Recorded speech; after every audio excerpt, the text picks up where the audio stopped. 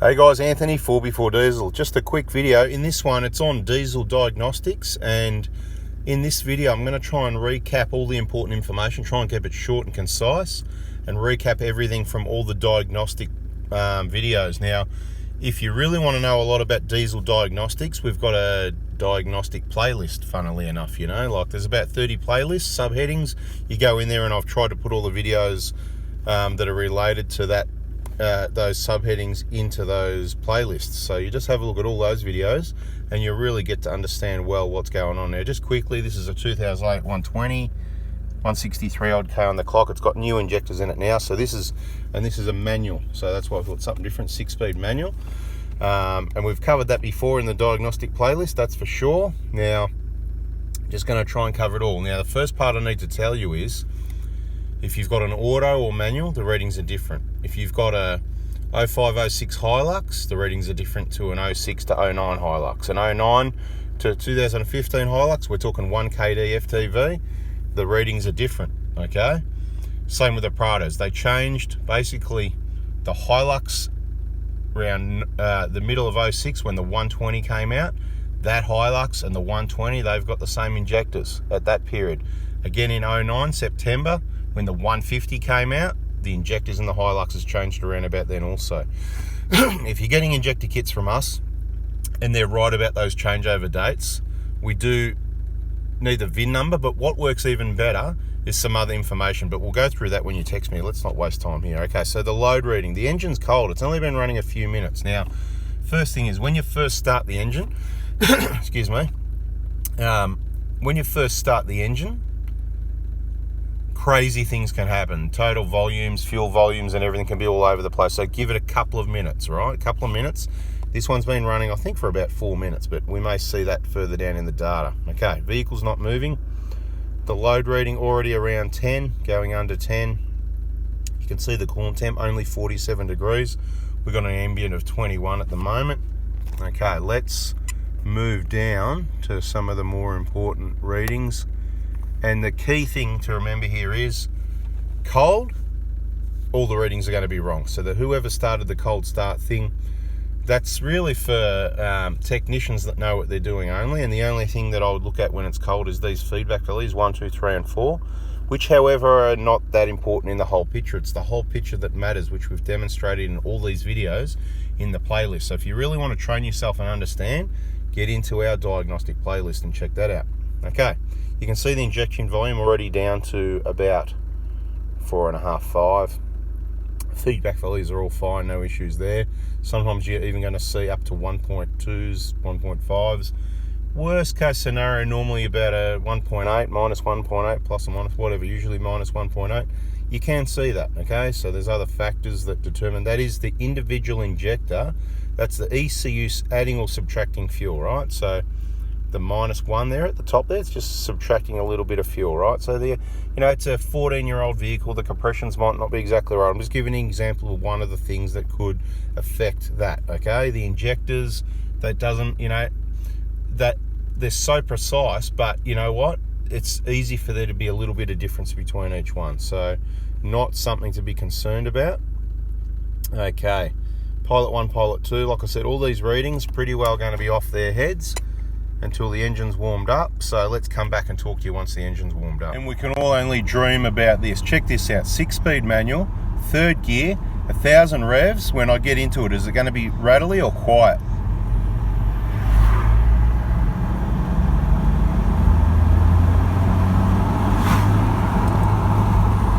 Thanks, mate.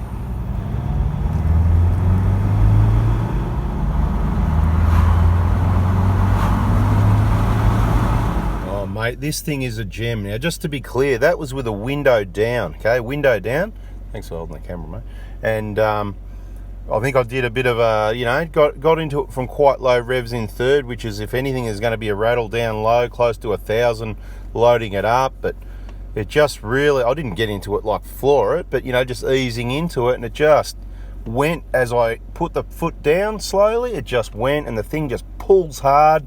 It's quiet. There's not a rattle to it. This is the sort of vehicle that you know, you take your mate for a drive for the weekend and he insists that it's petrol when you get to the fuel bowser because it's so quiet.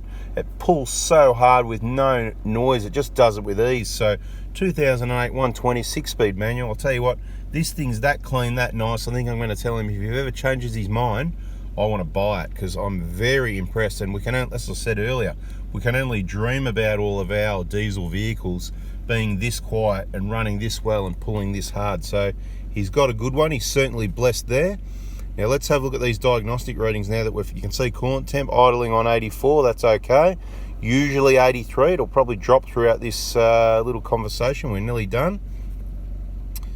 Okay, the load reading, we've said it before on a manual, about 9. Now, the same vehicle, 120 Prado, 5-speed auto, you're going to see around about 11 to 12 with new injectors. Now, if it is dry, it can be a bit lower than that. It can be around 10, but sometimes a lower. Don't just think higher. Higher is the usual problem, the usual wear and tear, but lower can also be a problem. So if you see yours that it was 11.8, most common or something, you know, when new injectors went in and you see it going down to 9 or 8 and it's an auto, you could have a problem. Okay, so less load, about 2.5% lower on the load reading. Now, if you've got it gets really confusing because and we're not going to talk about the early Hilux 0506. We've covered that in the diagnostic playlist, not to confuse things. So we've covered the 120 auto and manual load reading. The load reading on the 150s or the later Hilux, again, it's going to depend if it's auto or manual, so it gets pretty confusing. But the first thing I want to say, the most common one, the 5-speed auto with the 150 Prado or the Hilux in that vintage, September 09 through to the end, right? You're going to see anything from about 12 through to 18. It can vary that much, that's right, so it's even more complicated. So the most common readings is around the 15 mark, obviously, so about 3 each way. The difference is you've got to be able to, to know that it's not an issue. Now, I've said it in other videos, with these injectors, they're very hard to diagnose. You cannot rely on the diagnostic tool, this here, looking at this, to know when those injectors are flogged. Now, if you see bad readings, then they're well and truly flogged, but they do corrections and they hide noise and all sorts of things. We know they're not working right because when we replace them, when all the readings are right, people say, oh, I'm getting 2 litres per 100 k's better or a litre per 100 k's better. You know, there's these sorts of factors. We strip them down for the free contamination check. And guess what? We can see the wear. It's massive. They were not working correctly. People say, oh yeah, it's much quieter now. You know, why do you think that would be? You cannot rely on that alone. And remember, the injector seats are going to leak first anyway if you leave them in there too long. You're doing the whole job to change the seats. We've been through this in other videos. If you subscribe with the bell on, check out our Injector information playlist. Okay, let's move down. The manual's always going to be about that 3% lower on that reading, okay? So that was the key message there. Trying to cover it all in one, if you know what I mean. It's not that easily done.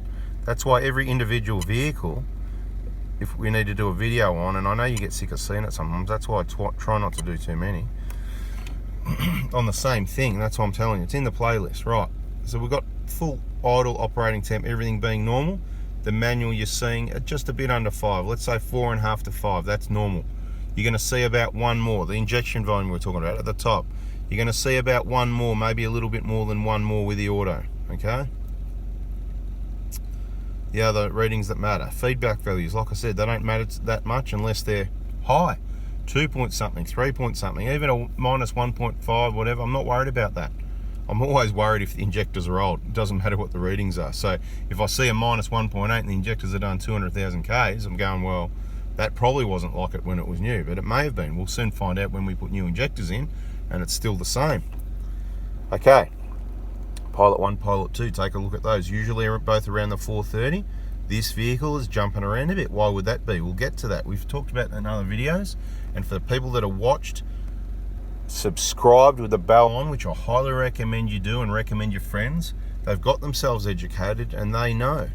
Okay, they've got a fair idea what would be causing that, other factors. Let's move down a little bit more. I shouldn't have hit that button because I should go. Oh, no, it's not what we wanted. See what happens when you're trying to do 2 things at once. Here we go. Let's go about there. That'll do. Right. Main injection period is the important one. You can see now it's down. That one always jumps around a bit. That's normal. But see, it's around the 500 mark. A little bit over 5 ideal, 550. See, it's jumpy a little bit. It goes under 5 every now and then, but it jumps up to high 5s as well. I don't think we're seeing a 6 there, so that's good. There's a reason why that'll be jumping around just like the other 3. See, the timing's pretty good. That's all good because we've got new injectors. Now, fuel pressure. Note, this one has the short suction control valve. It will need replacement at some stage. Why would that be? Put it in the comments. I'm not going to tell you. You tell me. The people that know. I want to see who knows. Who watched the videos? Yep, it's the big R word, isn't it? Yep, with the two B's. 2 B's in that, isn't there? The fly on me up. Get away. Just having a look at that fuel pressure. Target 35. It's actually not too bad, is it? But you just saw it drop to 37, and in a minute you're going to see it jump up. You know, we're only so it dropped to 27, I should say, if I say the right numbers, up to 37. So it's jumping all over the joint. It's out of spec by Toyota specification because it's going under 30. Their spec, they say 30 to 40 is okay. Mate, you can rely on their spec or my spec, whatever you want, right? This is what we do. I can tell you normal is 32 to about 35. And I can tell you about those short things, they are in the comments. So if you got the long one, you don't need a suction control valve, and you will every time see normal fuel pressure, which will range from 32 to 35. Now, why do you think that would be? So since about 09 when they changed them, they ditched the compact type. That's the short one. That's known as the compact type.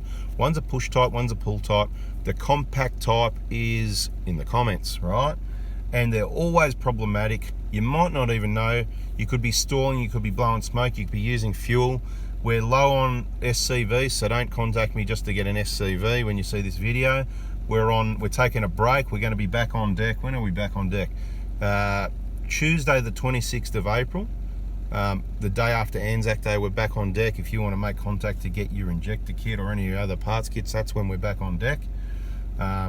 Get your SCV with your injectors ideally, or afterwards. Your injectors are far more important than your SCV. So if you're going, I can't afford injectors at the moment, I'll just grab the SCV. Wrong way to do business. You're investing, you've got to fix the heart before you do the botox, right? Now this is going to help your fuel economy, you're stalling, you're blowing smoke. But you know what? Your engine is still going to blow up. You're still going to have a blocked oil pickup because you've never changed those injectors, or a cracked piston because of the wrong combustion, if you don't take care of the heart first. Don't spend any other money on the vehicle. We've been through this. Clients keep telling me, you've got to tell people, fix the heart before the botox. So that's what I'm saying. I'm, as requested, people, I'm focused on this, so you can, I'm speaking here, but it's up to you to look at that fuel pressure and hear what I'm saying. Don't bother saying, oh, can I get an SCV? Get your bloody injectors first. Get the job done before you do anything else. Before you do the BFE. Before you do your suspension. Before you get your roof rack. Okay? Injectors are first. Fix the heart before the botox. Okay, I've been clear enough, haven't I? Okay, what else have we got here? That's it. Nothing exciting down there. So I reckon that's almost a video. We'll just go through what you can expect to see again. So with the auto and the manual, the things that change mainly is the load reading. The fuel injection volume changes a little bit, right? So it's always going to be a little bit less with a manual. It should be. I know it gets very confusing. There's the load again, still on 8.6. It gets very confusing trying to work out what's what, and that's why you really need to go to the diagnostic playlist, dedicate some time, sit and watch all the videos, listen, and you're best just to gather the information for your vehicle first. If you're a DIY, make note of what the readings should be. And the biggest note of all is you can rely on diagnostics from the start of 1KDs until they change to those awesome injectors around 0909. And they are awesome, but not from 0909. Later on, when they did the DLC coating on all the wearing parts, they actually last really well. They're awesome injectors, okay? You could probably leave them in there forever. But my point is, you've got to reseat them. You've got to keep them clean whenever the pipes come off. And there is some people that complain of noise, okay, noise. And then when we put new ones in, as low as 150k sometimes, but usually more around the 200.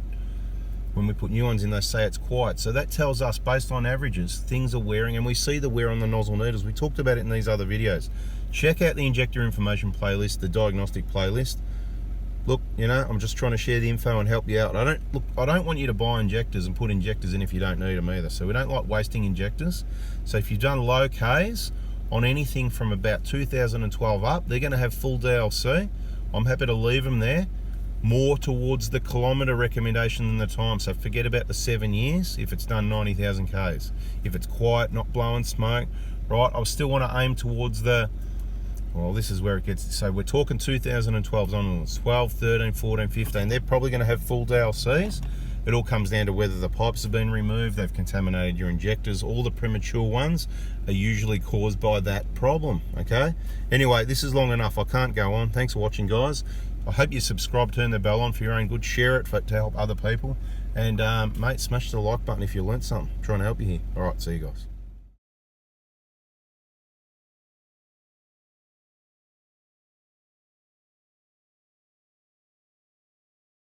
Have a look at this thing, would you, just before we go? It's an absolute pearler. Clean, original condition, never been off-road, very original.